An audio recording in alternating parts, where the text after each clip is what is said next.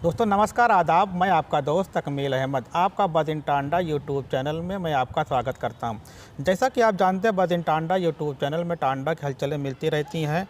इन्हीं हलचलों में आज इन्हीं सीरीज में हम बात करने चल रहे हैं प्रदेश उपाध्यक्ष कांग्रेस अल्पसंख्यक विभाग जनाब अख्तर मलिक साहब से बात करेंगे कि कांग्रेस पार्टी इस बार 2022 के चुनाव में, विधानसभा के चुनाव में, क्योंकि बहुत अनकरीब आ चुका है, आपकी पार्टी सर उत्तर प्रदेश में किस तरीके से कौन से ज़्यादा मुद्दे को उठाएगी जिससे कांग्रेस की जो खोई हुई ज़मीन है उस ज़मीन को अब दोबारा वो हासिल कर सके।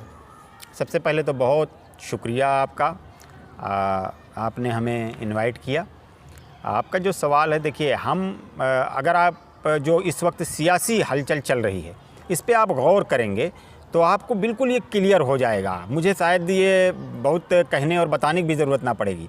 आप देखिए कि एक तरफ वो लोग हैं जो इसलिए लड़ रहे हैं कि एक्सप्रेसवे का उद्घाटन हमने किया, उन्होंने कहा कि ये मेरे कार्यकाल में चालू हुआ। एक तरफ वो उस पे लड़ाई हो रही है, एक तरफ हमारी नेता हैं प्रियंका दीदी जो लोगों के बीच में जा रही हैं और ये बता रही हैं कि आज उत्तर प्रदेश के हालात क्या हैं और हमारी जब सरकार आएगी तो हम उत्तर प्रदेश की आवाम के लिए क्या क्या करेंगे।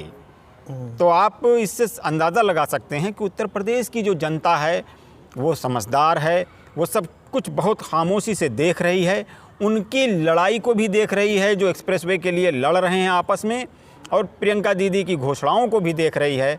और आप देखिएगा कि 2022 में जनता एक ऐसा मैंडेट देगी कि जिसमें लोगों की आंखें खुली रह जाएंगी और 2022 में उत्तर प्रदेश में कांग्रेस की सरकार बनेगी।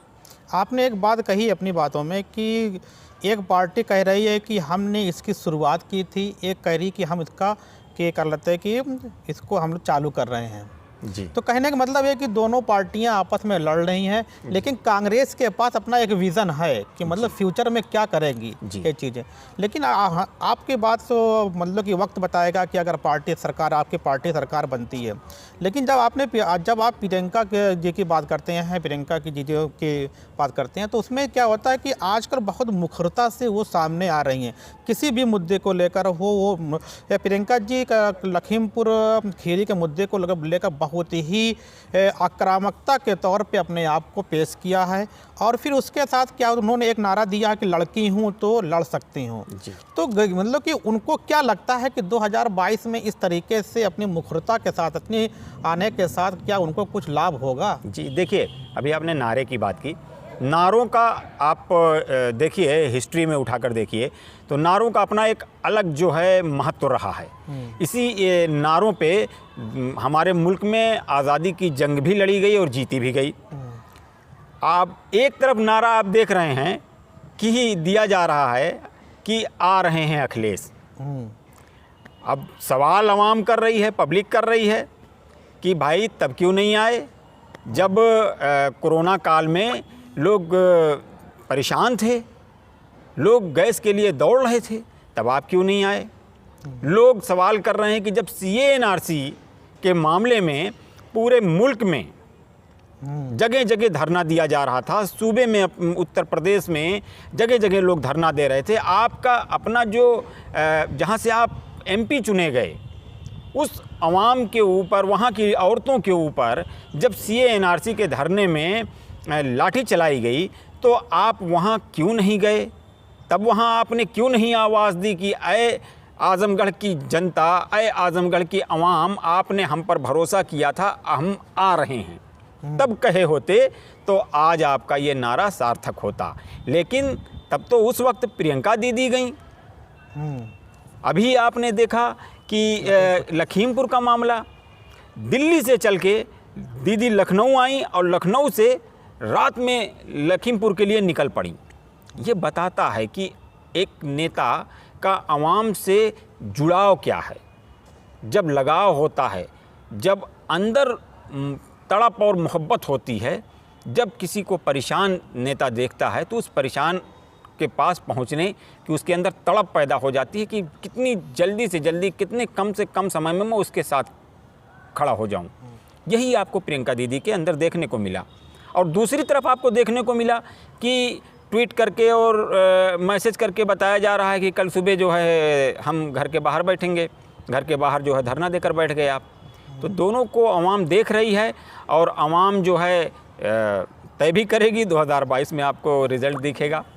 तो हम लोग बैठे हैं 278 विधानसभा क्षेत्र में हम लोग बैठे बात कर रहे हैं।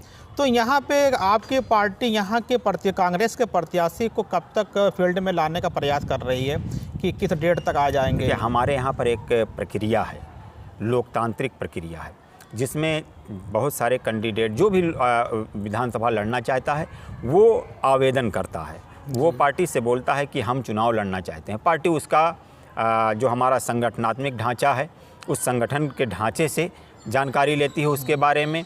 उसके अलावा और दूसरे तरीक़ों से उसके बाद उनका इंटरव्यू होता है। इंटरव्यू के बाद जो है फिर बैठ के उनसे बातचीत करके कि कैसे आप चुनाव लड़ोगे, कैसे सारी स्थितियों को, सारी परिस्थितियों को देखा जाता है। देख के उसके बाद डिक्लेयर किया जाता है कौन बेहतर आवाम के लिए होगा। और वो प्रक्रिया चल रही है हमारे यहाँ। बहुत जल्द आपको प्रत्याशी के रूप में कोई ना कोई यहाँ पर एक अच्छा और मजबूत कैंडिडेट दिखेगा आपको इंशाल्लाह। जो हमारा क्षेत्र है, टांडा विधानसभा क्षेत्र है, यहाँ पे बुनकर आबादी ज़्यादा है और कांग्रेस पार्टी अलग से बुनकरों के लिए कुछ करना चाहती है। तो जो आप लोगों ने उस बहुत सारे 5-6 पॉइंट लेकर आए थे बुनकरों के लिए, तो उस पर आप लोग कहाँ तक पहुँचे हैं कि उसको कैसे मतलब कि उसको कैसे मतलब कि जब आएंगे सत्ता में तो कैसे उसका मतलब कि करेंगे आगे? देखिए, हमारे यहाँ पर जो दीदी प्रियंका दीदी वो बोल रही हैं कि ये हम प्रतिज्ञा लेते हैं। ये वर्ड हमको मतलब दीदी ने इस्तेमाल किया है। क्यों? क्योंकि आज जो प्रदेश की और देश की आवाम के साथ जो झूठे वादे किए गए और खोखले वादे किए गए, जो धोखा दिया गया है, उन धोखों से लोग बहुत परेशान हैं आवाम। तो ऐसे में दीदी ने ये कहा कि हम प्रतिज्ञा लेते हैं कि हम वचन निभाएंगे जी। तो जितनी बातें दीदी बोल रही हैं, जो बातें आवाम के बीच में कांग्रेस के लोग लेकर जा रहे हैं, उन अगर उत्तर प्रदेश में कांग्रेस सत्ता में आती है तो उन एक एक वादों को बैठते ही पूरा किया जाएगा। जितना जल्दी से जल्दी संभव होगा कि कोई काम थोड़ा लेंदी होता है तो थोड़ा उसमें टाइम लग सकता है, जो काम फ़ौरन हो सकता है। जैसे आपने बुनकर की बात की थी, अभी जो मनमोहन सिंह की सरकार में 27,000 करोड़ रुपया जो उत्तर प्रदेश को दिया गया था, वो पैसा खर्च नहीं किया गया। वो पैसा में जो है सब पड़ा रह गया है। हमने एक वादा ये भी किया था, 16 सूत्री संकल्प पत्र हमने बांटा था, आपको याद होगा, हर जुमा मस्जिद के बाहर 1 महीने तक लगातार बांटा था। उसमें एक वादा हमारा ये भी था कि जब हम सत्ता में आएंगे तो जो पैसा बचा रह गया है उस पैसे को हम लोग जो है खर्च करेंगे। तो हमने जो वादा किया है, जो बातें कही हैं, वो एक एक वादे को पूरा किया जाएगा। ये प्रियंका दीदी का वचन है, ये उन्होंने प्रतिज्ञा ली है। मतलब कुछ लोग मतलब कि समाज में एक चीज़ की ये है कि किसान आंदोलन के पीछे कांग्रेस का हाथ है कि जो अभी तक ख़त्म नहीं हो रहा है, चल रहा है। तो आप लोग की इस पे क्या मतलब कि पब्लिक को कैसे समझाएंगे कि कांग्रेस के मतलब कि आंदोलन हम नहीं चला रहे हैं, किसान ही चला रहे हैं? देखिए, ये उन लोगों की बातें आप कह रहे हो जो कभी अपनी एक बात पे नहीं रहे। कभी वो ये किसान आंदोलन कांग्रेस के लोग कर रहे हैं, कभी ये खालिस्तानी हैं, कभी ये आतंकवादी हैं, कभी ये किसान है ही नहीं हैं, कभी तो किसान मान लेते हो, कभी किसान नहीं है। जिनका अपना कोई मत ही नहीं, उस पर क्या बात कही जाए? अगर उनकी कोई एक बात होती तो उसका जवाब दिया जा सकता था। वो खुद ही अपनी एक बात पे नहीं, उसका क्या जवाब दिया जाए? तो किसान आंदोलन से क्या आपको फ़ायदा होगा पश्चिम में? देखिए, किसान आंदोलन आपको याद होगा, राहुल जी ने पार्लियामेंट में भी, राहुल जी ही थे जो ट्रैक्टर चलाकर पार्लियामेंट तक गए। राहुल जी किसानों के मुद्दे को, ये आप जो है अभी जो ये किसान बैठा है धरने पे, इससे पहले भट्टा परसोल का मामला आपको याद होगा। कौन गया था वहाँ पर? राहुल जी गए थे। हमने लड़ाई लड़ी थी किसानों की, कांग्रेस ने लड़ी थी। कांग्रेस हमेशा इस देश का जो भी दबा कुचला वर्ग होता है, जो भी मजबूर, लाचार असहाय दिखता हुआ वर्ग होता है, उसके साथ कांग्रेस पूरी मजबूती के साथ खड़ी होती है और उसकी लड़ाई सड़क से लेकर संसद तक लड़ती है। और राहुल गांधी ने संसद में कहा था कि किसान 1 इंच पीछे नहीं जाएंगे, ये काले कानून आपको वापस लेना होगा। और किसान भाई भी लगातार लड़ते रहे और कांग्रेस भी अपने तरीके से उस लड़ाई को बराबर लड़ती रही और तीनों काले कानून वापस लेने पड़े। तो ये आपके सामने प्रदेश उपाध्यक्ष कांग्रेस अल्पसंख्यक विभाग के अख्तर मलिक साहब थे, जो आपके सामने लगातार मतलब हर मुद्दों पर बहुत अच्छे तरीके से इन्होंने मतलब कि अपने आंसर दिए हैं। फिर बात करते हैं एक नए सेगमेंट में नए टॉपिक के साथ, जो आपके लिए बेहतर होगा। धन्यवाद। खुदा हाफिज़।